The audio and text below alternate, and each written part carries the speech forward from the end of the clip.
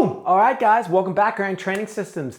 Today's rehab program is gonna focus on lower back pain and actually how your hips being tight, not moving correctly, and a little miscommunication between your body can be the problem.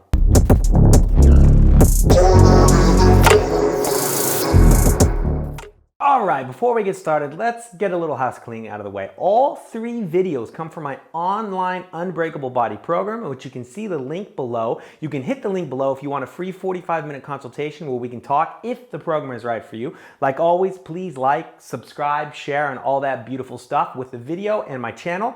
And now let's talk briefly about the 3 videos. Number 1 is gonna go into how to plank. Below, you're gonna see the description on what I want you to do, how long I want you to hold it for, but this video is gonna focus more on really optimizing your technique. Number 2 is going to be a video that goes into releasing your butt tissue, actually. One of them, which you have always seen before, but this will be a little bit of a modification, if that makes any sense. So check out video number 2 for a similar exercise, but a different way of doing it that will really help your hips. And number 3 is actually just like number 2. It's a stretch you're gonna recognize, but we're gonna optimize it by changing the position just a bit so you can feel it more, either A, in your ankle, if you've ever had an ankle injury, or 2, in your piriformis and butt area because of the unique torque it's gonna put on your hips. All right, so how to plank. This is a great topic because many of us, we don't do it wrong, but we can definitely optimize it. So first, we need to follow a lot of the rules of extension and external rotation and the mechanics of the body. Sounds a bit confusing. It's actually very simple. First thing we want to do is we want to get into our plank position. So let's go ahead and do that, and then we'll optimize it from here. So from here, what I want to do is I want to make sure that my feet are together and my butt is tight, because what will happen if it's not, as I start to get tired, my back will start to sink, and maybe that's why you've realized sometimes you have lower back pain in the plank. So what I want to do is get the feet together, my heels together, because that allows me to get this butt contraction much easier. I want to contract about 20%. I don't need to go crazy. That will help neutralize my hips. And then from here, we often see a lot of people putting their arms together like this. This is also what I do not want, because we should be in external rotation because we're in a flexion position. So that means we should be like this, not like that, because in this position, I'm going to go at the end go into why, again, this is wrong. However, this is externally rotated. If I'm here, this is a good position because my arms are in my posture line, which I'm going to show you what that means in a second. But here, I now have the tension in my shoulders that allows me to stabilize my upper spine. This is often, when we hold this position, why we start to feel it getting our shoulders, if you will, getting tired, sometimes also maybe before our core. Now, I spoke about this being a bit of an incorrect position because when we plank, we want to be in a normal posture situation. So you can imagine if I stood up and I were to be in this position, that's me basically rolling my shoulders forward, which is a posture that we're always trying to undo. So now, remember how I said this position is also a bit wrong? Well, at least in this position, if I was standing up, that would mimic my posture. However, because our arms are in flexion, we want to have this external rotation. So if we are in this position and I were to set my arms down like this, I am now in a good postural position where the shoulders, where the engines of my shoulder, if you will, are really able to scoop back and hold myself in a nice position within my upper spine, not just my lower spine. So again, we want to keep the feet together, butt tight, arms in alignment, not in a triangle, and we want to keep our arms externally rotated and try to keep that spine and head completely neutral, because the head is also part of our spine, so it needs to remain neutral with the rest of our body.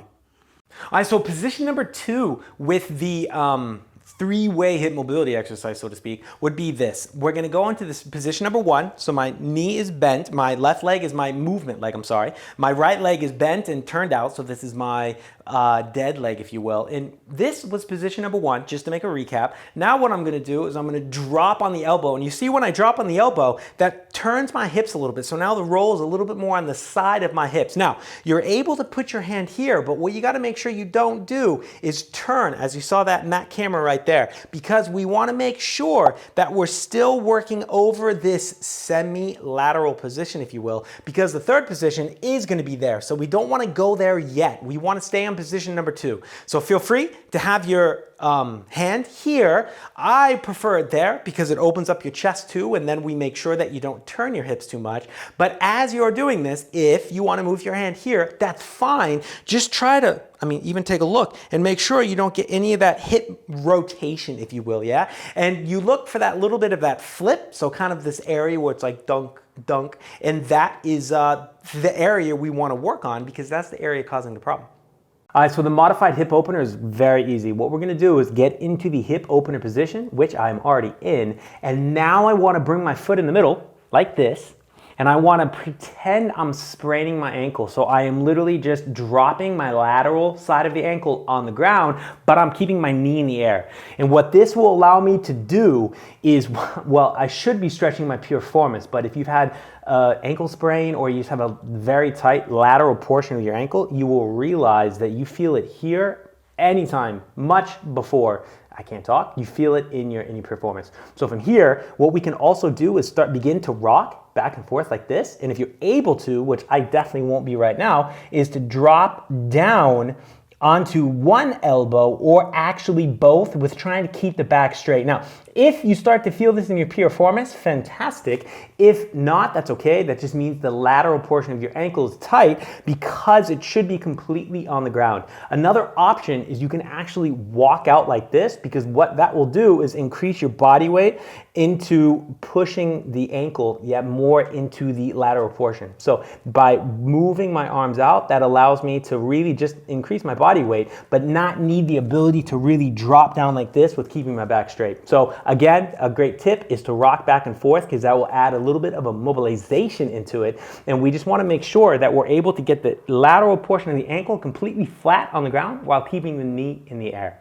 All right, there we go. One more video done and hopefully one more exercise for your library for you to become and stay pain-free.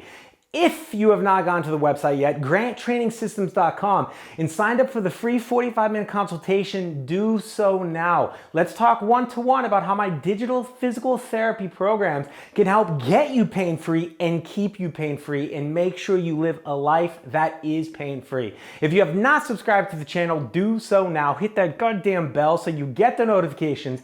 Every Tuesday is a new video, and these videos are also every Friday on IGTV. So if you have not subscribed to my podcast yet or not subscribed to my Instagram channel, then do so now because the link is up there. I want to see you guys everywhere. Let me know what you think of the videos. Leave your comments below. Have a goddamn good day, and I'll see you guys next week.